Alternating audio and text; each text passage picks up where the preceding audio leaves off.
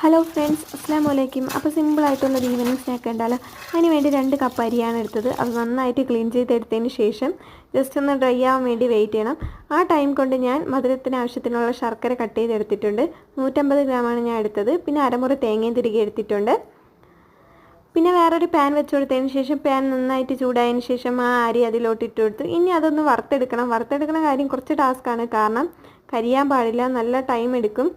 അങ്ങനെ സക്സസ്ഫുള്ളി വറുത്തെടുത്തിട്ടുണ്ട്. നല്ല brown colour ആവണം. അത് ഇനി ഒന്ന് പൊടിച്ചെടുക്കണം. ഞാൻ അത് പൊടിച്ചെടുത്തിട്ടുണ്ട്.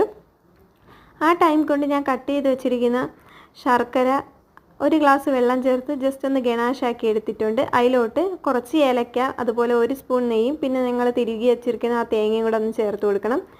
അത് നന്നായിട്ട് മിക്സ് ചെയ്തതിന് ശേഷം ആ പൊടിച്ച് വെച്ചിരിക്കുന്ന അരിയും കൂടെ ചേർത്ത് കൊടുക്കണം. അത് നന്നായിട്ട് മിക്സ് ചെയ്തതിന് ശേഷം നല്ലപോലെ മിക്സ് ചെയ്തതിന് ശേഷം ബോളാക്കി എടുക്കണം. അപ്പോൾ ഇത്രയേ ഉള്ളൂ.